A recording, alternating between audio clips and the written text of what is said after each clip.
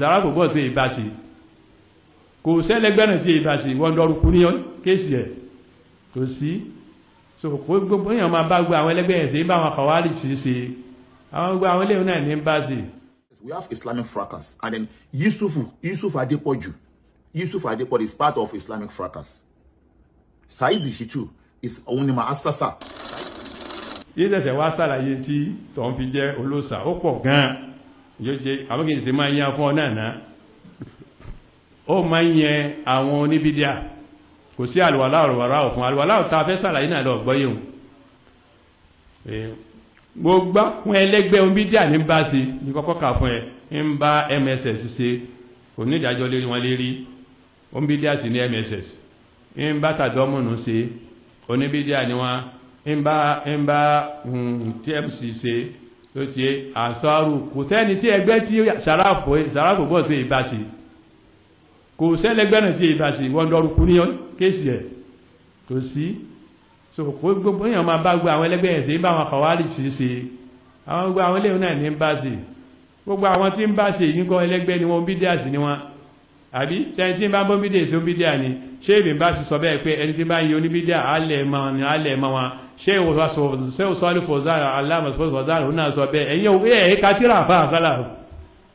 gbogbo wọn náà sọ bẹ́ẹ̀ ó tó yẹ àwọn ìzálà ẹni tó dáza alẹ́ ó tó ní súnà ní sáràfù ẹni tó náà tó wà nínú ìzálà bákàrí gómi tó gbé ọ̀rìjì ni ó tó ní súnà lòun náà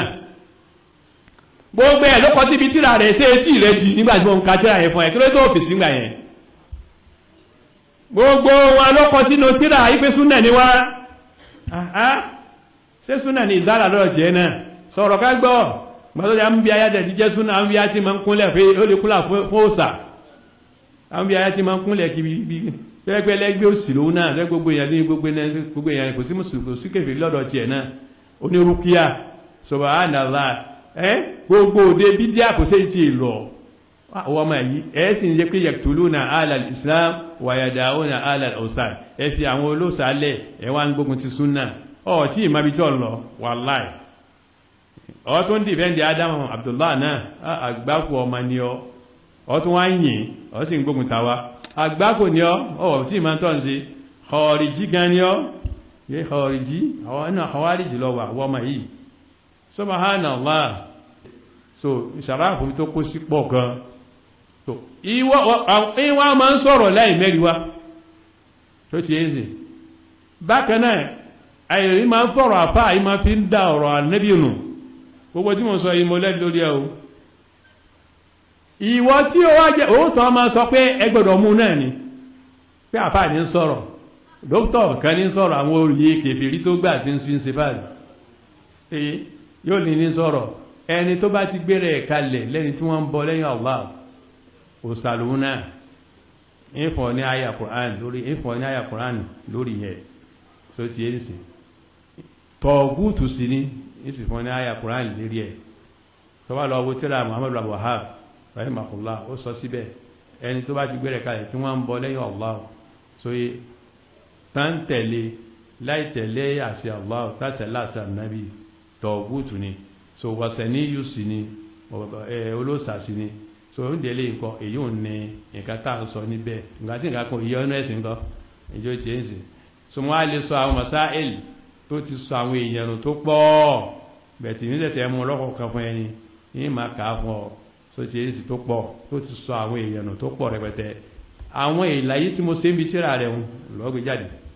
padà síbẹ̀ lọ́ọ́ bá ṣàlàfo pé gbogbo àwọn àlàyé tó ṣe wọ́n fẹ́ gbà tó bá ti wá gbà ọ̀fẹ́ wa máa kíni à ń sọ níbẹ̀ so dábàá lọ wò nísìn á rí pé Allah subhanahu wa ta'ala ó sọ nínú Qur'an àfáà yìí náà sì sọ bẹ́ẹ̀ èyí tí ò yé yín nìyẹn nígbà tí ẹ̀kẹ́kọ̀ọ́ àkídà ẹ̀ẹ̀kọ́ náà ẹ̀kọ́ ìwé lẹ́ti kọ́ sọ bí tọ́ tẹ̀ ti kẹ́kọ̀ọ́ ká gbọ́ sọ bí àlọ́ sáràfù tọ́ ti kẹ́kọ̀ọ́ ká gbọ́ sọ ká gbọ́ nǹkan bá fẹ́ wí ká gbọ́ oye ká mọ̀ bí tọ́ ti kẹ́kọ̀ọ́ níbo ló ti yí ọ wọ́n á ń ṣe kíní kan ọkọ̀ àbàtà tí bá pè é tẹ̀kìtìrì kí á ní mo fẹ́ bá yẹn bẹ́ẹ̀ oye ṣe so Abdullahi Bukhari tó pè tẹ́ lọ bá tó pè mí tẹ̀kìtìrì náà tó pè mí ní kọ́ọ̀rìjì dẹ̀bí ṣe Ahmadu Yahya Najmi aláàmì sí aláàmì yẹn ó pè ó náà ní ó ní àwọn alifáàsù kan bẹ́ẹ̀ mítírà rẹ̀ tó ń ṣe mọ́jọ́ tẹ̀kfírí ó sọ bẹ́ẹ̀ náà Sheikh wa Sọ́lù Fawzan Abdullahi Bukhari tún sọ bẹ́ẹ̀ ó láwọn alifáàsù kan bẹ́ẹ̀ mítírà tí ń lo tẹ̀kfírí Sheikh bin Baz wọ́n pè ní tẹ̀kfírí Sheikh Nasir Albani wọ́n pè ní tẹ̀kfírí Sheikh Muqbil fil Yaman wọ́n pè ní tẹ̀kfírí gbogbo àwọn afá sálàfù náà pè ní tẹ̀kfírí Imam Ahmad wọ́n pè ní tẹ̀kfírí Muhammad bin Abdul Wahhab wọ́n pè ní tẹ̀kfírí sí tẹ̀kfírí gbogbo wọn ni lọ́ọ̀sùn dànù jáde òun fọ́sàrù lánìdì kí ló fi jẹ́ tẹ̀kfírí tí wọ́n àtàgbẹ̀ tẹ̀kfírí yóò àwọn làwọn tó bá ní ìròrí asambani àti sẹ́díkútù ìbáwọn náà lọ́ọ́ dìfẹ́ dìkìun onírànù ìbáwọn náà dìfẹ́ lọ́ọ́ dìfẹ́ dìkìun àwọn tí ò ní kankan nínú ẹ̀sìn so kí ni pọ́blẹ́mù rẹ yóò ti yé nìsín ẹ̀yà lọ wo báyìí nìsín o ẹ̀yà lọ wo nìsín ẹ̀yà wo àyà yìí nìkan á fi parí ẹ̀ nìsín ọjọ́ ti lọ ṣẹ́gẹ́ẹ̀tì báyìí nìsín so tábà lọ wo lónìí ẹ lọ wo tíra àti mọ̀mọ́lá aṣáájú mọ́jás al-Mumahad li Tawhid al-Khaliq Mumajjad alladhi allafa Shaykh al-Islam Muhammad Wahhab sọ́fà 164 ẹ lọ wo ẹ máa wo ẹwọ kan báyìí o ìbẹ̀rẹ̀ kan máa kà fún yín aqul inna ta'ata al-ulama'i wal-umara fi mukhalafati amrillah bi an yuhillu ma harrama Allah aw yuharrimu ma ahallahu fa hadhihi tu'tabaru ibadatan lahum min dunillah tó bá ti ń tẹ̀lé lílí àbọ̀ ń tẹ̀lé àfà níbi nǹkan tí ò ti mẹ́rin wá ọ̀ ń tẹ̀lé lọ gọ̀rọ̀gọ̀rọ̀ bẹ́ẹ̀ náà ni ó ní ọ̀ ń bọ́ nìyẹn ọ̀ ń sin nìyẹn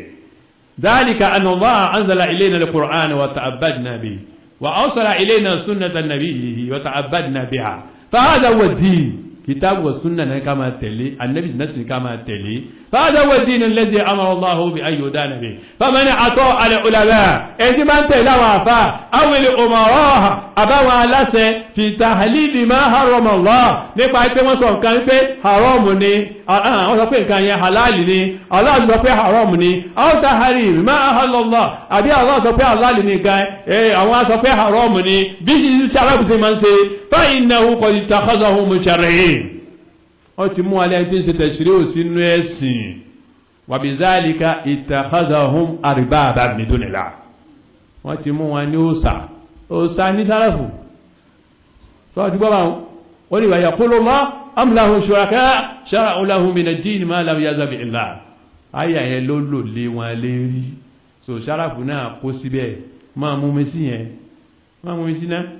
tó gbọ́ olóòsà tó ni mo sọ fẹ́ olóòsà ni ìwọ náà gan olóòsà tó ni ìwọ náà fi tiẹ̀ náà kún tọ̀gùtù sí ní sáràfù ó di méjì báwọn ó di tọ̀gùtù ni tó ti orúkọ rẹ̀ pọ̀ nínú àwọn orúkọ tí ò dá orúkọ kèfèrí ta ni ń bọ́ sọ bọ́ wá pé ọ̀lú bá ránṣẹ́ àjọpọ̀ra wa náà nù kò sí pọ́blẹ́mù o àmẹ́lẹ̀ yìí ọjọ́ tí lọ fẹ́ lọ kí mọ́ gírìbì nílé tó ti ibi tá a di sí lónìí nù subhanaka Allahumma wa bihamdika ashhadu an la ilaha illa anta astaghfiruka wa atubu ilayk wassalamu alaikum wa rahmatullahi wa barakatuh.